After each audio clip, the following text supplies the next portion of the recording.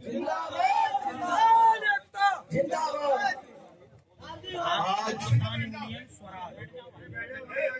विद्युत कर्मचारी संयुक्त संघर्ष समिति द्वारा जनपद कासगंज में निजीकरण के विरोध में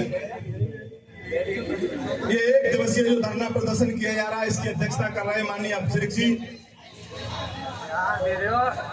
और विद्युत कर्मचारी परिषद के समस्त पदाधिकारियों को हृदय से धन्यवाद देता हूं। उन्होंने संघर्ष को जारी रखा है।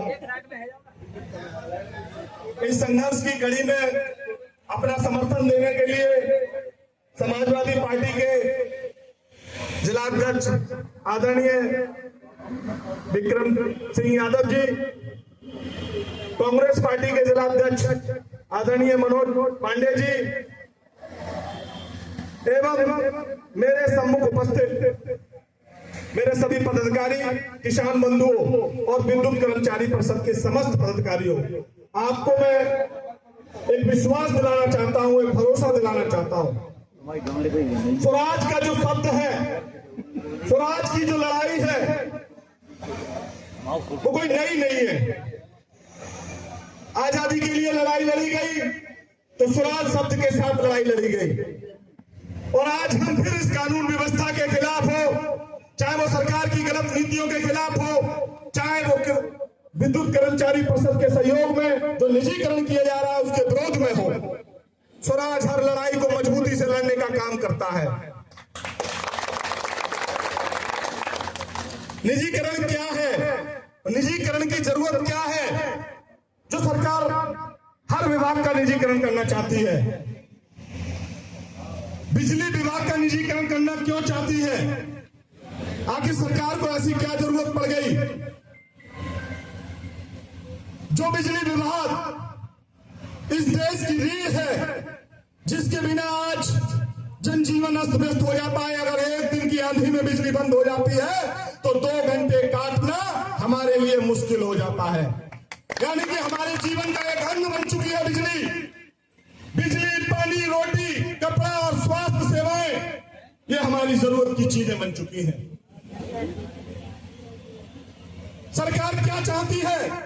सरकार चाहती है कि हम निजीकरण करें, तो सरकार के जो निजी स्वार्थ हैं, जो सरकार में बैठे जो मंत्री हैं, विधायक हैं, सांसद हैं, उनका खुद का निजी स्वार्थ जब सिद्ध होगा, जब सरकारी कर्मचारियों का निजीकरण कर दिया जाएगा और इस बिजली विभाग जो एक मलाई का विभाग है, जो सबसे बड़ा विभाग है, इस देश की सबसे ज्यादा जरूरत की चीज बिजली विभाग बन चुका है।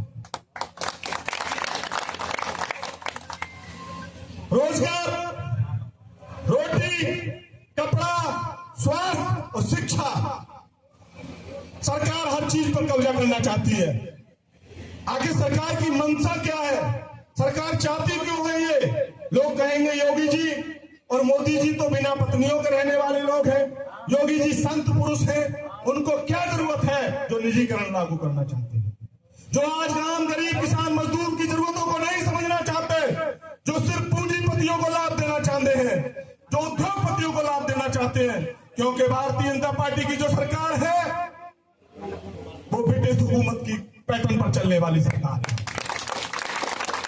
क्योंकि इनका कोई योगदान आजादी की लड़ाई में नहीं रहा है, इसलिए देश की आम जनता से प्यार नहीं रखते, उनसे लगाव नहीं रखते। उनके हक और अधिकार के लिए ये लड़ना, जो आदमी गरीब, कमजोर, किसान, मजदूर की आवाज को लड़ता है, सरकार के विरुद्ध अपनी आवाज को मजबूती से उठाता है, उसका शोषण करने का काम करते हैं, उस आंदोलन को दबाने का काम करते हैं। जिस तरीके से ब्रिटिश हुकूमत में हमारी आजादी की लड़ाई को दबाने का काम किया गया था, ठीक उसी प्रकार से आज हम जब भी कोई आवाज उठाते हैं, जब भी अपने हक और हुकूक के लिए लड़ते हैं, सत्ता से हमें लड़ना पड़ता है, तब हमारे आंदोलनों को दबाया जाता है।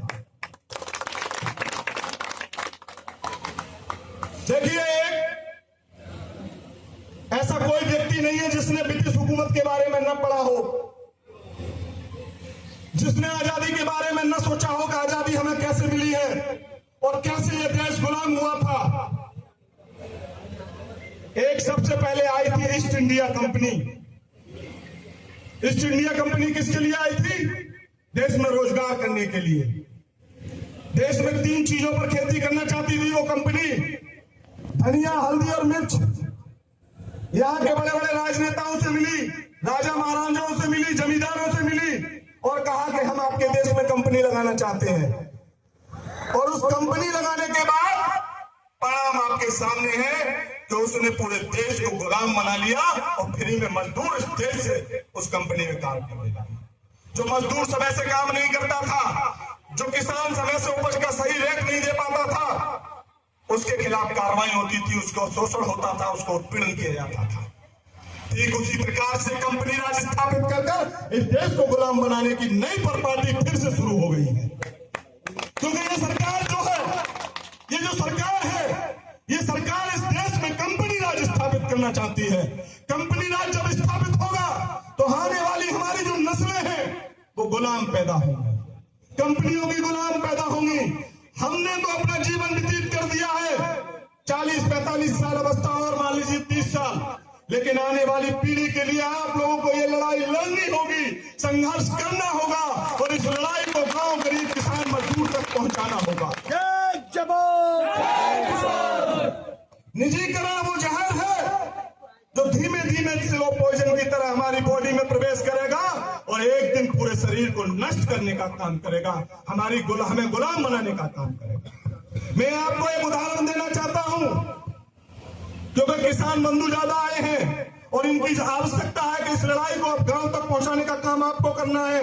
बिजली कर्मचारी तो पूरी बात समझ रहे हैं क्योंकि वो पढ़े लिखे भी हैं, और किसान कम पढ़ा लिखा भी होता है, उसको उसकी भाषा में समझाना पड़ता है। भारतीय किसान यूनियन स्वराज। मैं आपको 2 उदाहरण दे रहा हूं। एक, सरकार ने 3 कृषि कानून लागू किए थे। जब 3 कृषि कानून बिल लागू हुए थे तो सरकार ने उनकी कमियों को छुपाकर उनकी कुछ अच्छाइयां आपके सामने पेश की। एक वस्तु अधिनियम है, उसमें संशोधन किया 3/7, यानी कि एक गोदाम में व्यापारी कितनी सीमा तक उस गल्ले को रख सकता है या वस्तु को रख सकता है और किसान कितना रख सकता है। उन्होंने उसको संशोधन करके व्यापारियों के बड़े बड़े भंडारण बनवाए, जो अडानी और अंबानी के भंडारण बने थे, बड़े बड़े सारे बंदरगाह पहले से ही उनको सुपुर्द कर दिए हैं सरकार ने। नहीं है कि वो अपने ऊपर कितना स्टॉक रख सकता है, ये प्रतिबंध लगा है तो सिर्फ व्यापारियों के ऊपर लगा है कि एक सीमा के अंदर ही आप स्टॉक कर सकते हैं, अपना भंडारण कर सकते हैं। तो सरकार ने कहा कि किसानों को छूट दी गई है। सरकार ने कहा कि किसान कहीं भी अपना बाजार में माल ले जाके बेच सकता है, चाहे देश के अंदर या विदेश के अंदर। तो ये सरकार जो चौधरी चरण सिंह जब हमारे देश के प्रधानमंत्री बने थे तब एक जिलाबंदी हुआ करती थी, किसान अपना गल्ला देश जिले की सीमा से बाहर नहीं बेच सकता था।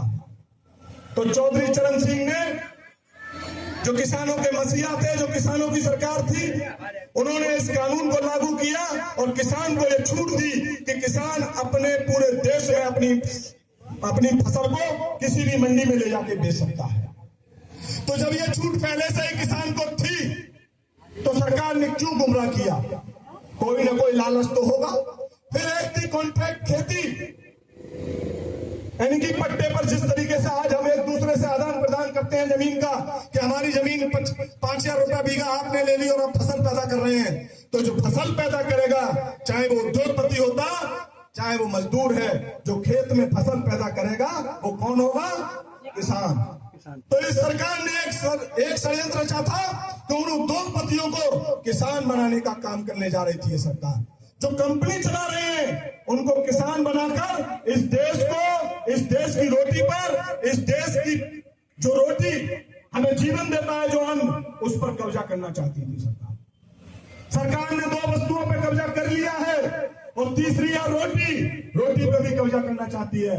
शिक्षा पर सरकार का अधिग्रहण है, स्वास्थ्य सेवाओं पर सरकार का अधिग्रहण है और हो चुका है। क्योंकि जब हम भूख से व्याकुल होते हैं, किसी होटल या ढाबे पर जब बैठ जाते हैं तो कभी रोटी का मोल नहीं करते।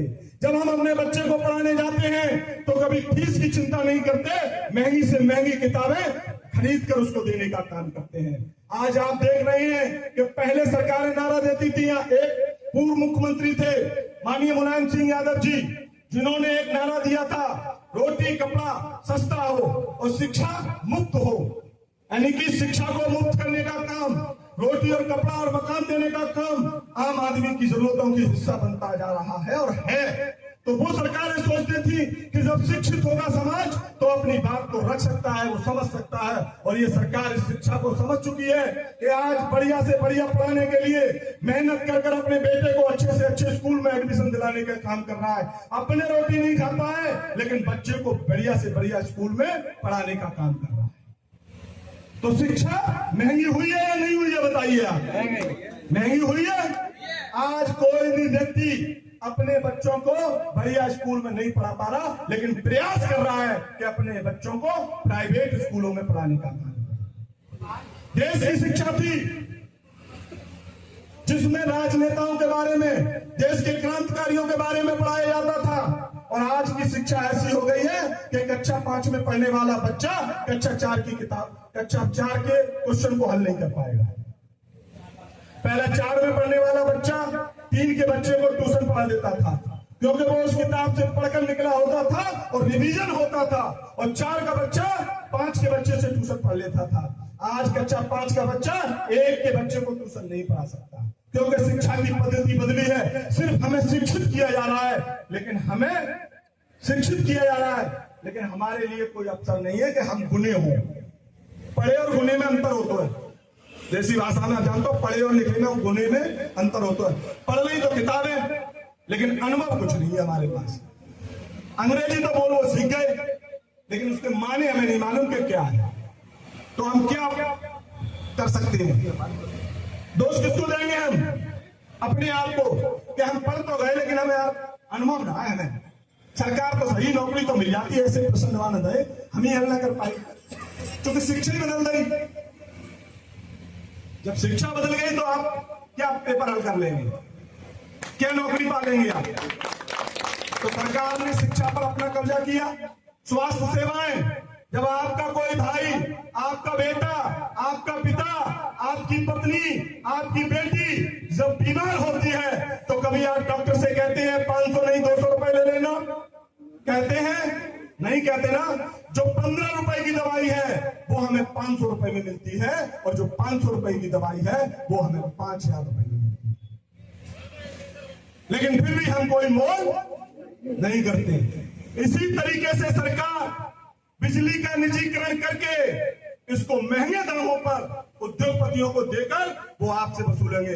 एक आगरा में टोरेंट कंपनी है, बीएसपी सरकार में उसको लगाया गया था, एक एग्रीमेंट किया गया था 20 साल का, अब तो 25 साल से ऊपर जा रही है, फिर भी किसी सरकार की, किसी की हिम्मत नहीं है कि उस कंपनी को बंद करा दिया।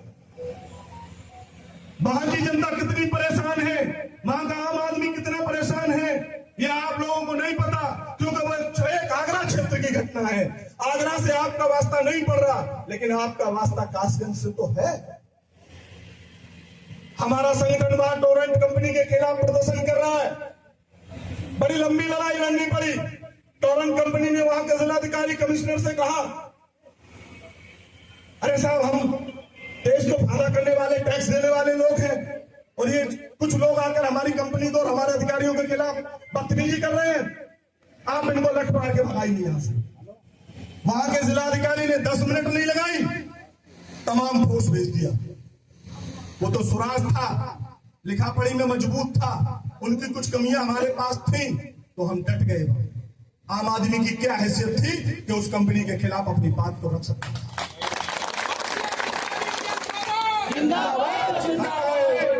कॉन्ट्रैक्ट खेती में ये शब्द दिया था, अगर हमारा कोई विवाद होता है कंपनी से, तो हम अपील किसके यहां कर सकते हैं? एसडीएम के यहां, और लास्ट अपील जिलाधिकारी के यहां। क्या जिलाधिकारी की औकात है? जो प्रधानमंत्री की बगल में बैठने वाला कंपनी का मालिक हो, और उस कंपनी के खिलाफ यहाँ का डीएम, यहाँ का एसपी या यहाँ का एसडीएम कोई आदेश दे सकता है? नहीं दे सकता। तो ये क्या था? हमारे साथ छलावा था, हमें लूटने का काम करना था, हमें गुलाम बनाने का काम करना था। जब हमारे देश का सारा खाद्यान्न उनके भंडारण में होता, तो जमींदारी प्रथा आपने सुनी है, देखी तो नहीं होगी, लेकिन किताबों और फिल्मों में देखी है। अमरीश पुरी देखा है फिल्मों में, जो जमींदार बनता था वो ये कहता था कि पहले इन्हें फ्री की खाने की आदत पड़ने दो, जमीन पे अंगूठा तो अपने आप लगा देंगे। कहता था या नहीं कहता था? वही कंपनी राज स्थापित करना चाहती है ये सरकार। आप उसी तरीके से गुलाम बनाना चाहती है। जब आपको भूख लगेगी, पैसा तो जेब में होगा लेकिन रोटी नहीं होगी, पैसा तो जेब में होगा लेकिन सब्जी नहीं होगी, पैसा तो जेब में होगा लेकिन आलू नहीं होगा, जो कि आलू सबसे सस्ता है। जब गरीब आदमी मुआवजे के दिनों में आलू और मटर खा के गुजर करता था किसान, वो भी गुजर आपकी छीन ली जाएगी, क्योंकि वो सारी खेती कंपनियों के अधीन है। तो आपको जो मजदूरी आप 300 रुपए या 500 रुपए ले रहे हैं, फिर आप क्या कहते हैं कंपनी वाले से कि बाबूजी हम काम कर देंगे, हमें 10 किलो गल्लो दे, हम आपके यहाँ काम कर लेंगे, रुपया ना चाहिए हमें, रुपया तो है। तो फिर वो कहते गल्ले तो मिल जाओ, 500 रुपए किलो है, पहले मेरी भैंसिया बन रही है, बस सानी लगा, मैं गल्लो निकल रहा हूं। तो तुम्हें सानी लगानी पड़ती। अगर अपने बच्चे को भूख से तड़पता छोड़ के आते और वो रो रहा होता कि मुझे भूख लगी है, मुझे भूख लगी है, पापा मुझे रोटी दो, बाबा मुझे रोटी दो, माँ मुझे खाना दो, मैं भूखा हूं, तो आप अपने बच्चे को बिलखता नहीं छोड़ सकते थे, और उस भूख को मिटाने के लिए आपको उसकी भैंस को सानी लगानी पड़ती। ये काम करना चाहते हो तो इस निजीकरण के विरोध में मत रहो। और अगर आप चाहते हो हम स्वाभिमान से जिए, हम सम्मान से जिए, हम इस देश के मालिक हैं, तो मालिक बनकर जिए, तो इस निजीकरण का विरोध आपको करना इस निजीकरण का विरोध करना होगा। जिस दिन ये बिजली प्राइवेट हो गई, आपके घरों में रोशनी नहीं रहेगी, अंधेरा होगा, अंधेरा। जिस तरीके से सरकार ने आपके घर से मट्टी तेल गायब कर दिया, आपके घर की रोशनी, जिस दीपक में हम रोटी खाते थे, जिस लैंप की रोशनी में हम पढ़ते थे, उस लैंप को ही छीन लिया, उस दीपक को ही छीन लिया जिस दीपक में हम 5 रुपए का मट्टी तेल जलाकर अपने घर को रोशन करते थे।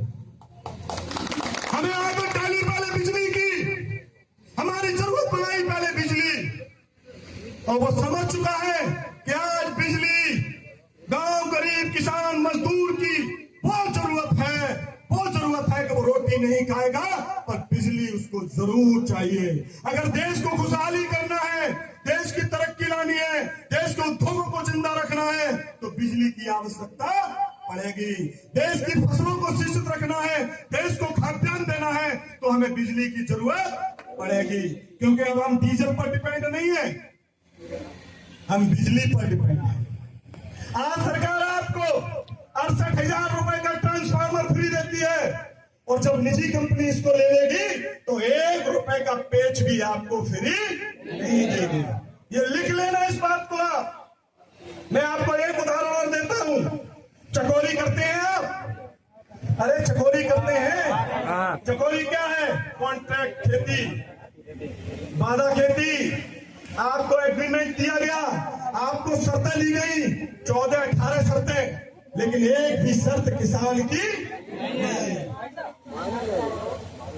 जब मैंने देखा, जब किसानों की चकोरी नहीं ली जा रही थी, किसानों की चकोरी सड़ रही थी, किसान परेशान था पूरे प्रदेश का, और हाथरस से लेके और कासगंज और एटा का किसान जब मेरे पास आया तो मैंने अपने संगठन के लोगों से कहा, अधिकारियों से बात कही, तो अधिकारी बोले कि ये तो भाई पहले से तय होता है, कंपनी की प्राइवेट कंपनी है, इनसे हम क्या कह सकते हैं। हमने कि आप नहीं कह सकते तो इस देश का किसान तो कह सकता है। हमारे संगठन ने, आप देखना, जब कलेक्ट्रेट पर प्रदर्शन किया तो चकोरी के जो मालिक थे वो एसी में बैठे थे, और किसान सड़कों पर बैठकर आंदोलन कर रहा था अपने पेट की, अपने बच्चों की रोजी रोटी।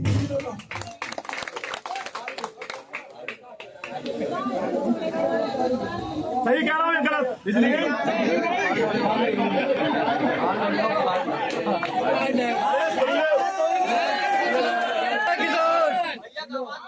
ऐसे ही होगा। के लिए कलेक्ट्रेट कर गेट पर बैठे थे किसान, और उद्योगपति और व्यापारी एसी की हवा खा रहे थे। हमने उनके कच्चे माल को रोक दिया तो उन्होंने पीएससी और पुलिस लगाकर उस माल को उठाना चाहा वहां से। हमसे जिले के अधिकारियों ने कहा आपका क्या मतलब है, ये तो उनका कॉन्ट्रैक्ट है, कॉन्ट्रैक्ट के आधार पर हम पुलिस बल उपलब्ध कराकर उनका माल उठवा रहे हैं, उनका माल सड़ जाएगा। मैंने कहा कि ये देश का किसान है और किसान और व्यापारी आपके लिए दोनों बराबर हैं। उसका पका माल है और हमारा कच्चा माल है। हमारा खेत में सड़ेगा तो उसका हम प्लांट पे सड़ाएंगे। आप में अगर ताकत है, आप में अगर हिम्मत है तो लाठियां चलाइए हमारे ऊपर, गोलियां चलाइए हमारे ऊपर, हमको लाठियों से पीट कर इस माल को ले जा सकते हो, वरना ये माल हम जाने नहीं देंगे। कंपनी के लोग हमारे बीच आए और 24 घंटे में वो प्लांट चलाता या नहीं चलाता। तो बड़ी बात कहना चाहता हूँ कि जब भी कोई लड़ाई लड़ो, इस निजीकरण में आप समर्थन देने आए हो तो इस समर्थन को पूरी तरीके से निभाना भी पड़ेगा। जब भी जरूरत पड़ेगी, जब भी आह्वान होगा, चाहे हमें रोड जाम करने पड़े, चाहे हमें रेल रोकनी पड़े, चाहे हमें कलेक्ट्रेट और बाजार बंद कराने पड़े, चाहे हमें मंडियां बंद करानी पड़े, हम अपनी पूरी ताकत के साथ, पूरी लाठी और डंडों के साथ इस आंदोलन में शरीक होने का काम करेंगे। ये लड़ाई बिजली कर्मचारियों की लड़ाई नहीं है। अभी हमें लग रहा है कि ये लड़ाई बिजली कर्मचारियों की लड़ाई है। हमें ये लग रहा है, ये महसूस हो रहा है कि ये लड़ाई इनकी है, ये अपने लाभ के लिए धरने में बैठे हैं। लेकिन अगर आप दूर की सोचेंगे, अपनी पीढ़ी के बारे में सोचेंगे, तो ये लड़ाई आपके हर परिवार से जुड़ी लड़ाई है। ये आम आदमी की लड़ाई है, इस देश के बच्चे बच्चे की लड़ाई है। जो बच्चा रोजगार के लिए, नौकरी के लिए फार्म भरेगा, वो बिजली विभाग में जो सोचता है कि मैं बिजली विभाग में नौकरी करूंगा, वो नौकरी नहीं कर सकता, वो सिर्फ संविदा कर्मी बनकर रह सकता है। जय जवान, जय जवान, कुलदीप भैया, कुलदीप भैया, आशीष भैया। जब किसी आंदोलन को समर्थन दिया जाता है या किसी शुभ काम को किया जाता है और काली घटाएं छाएं और बादल होने लगे और बूंदे पड़ने लगे, समझ लेना शुभ है। ये लड़ाई हम जीतेंगे।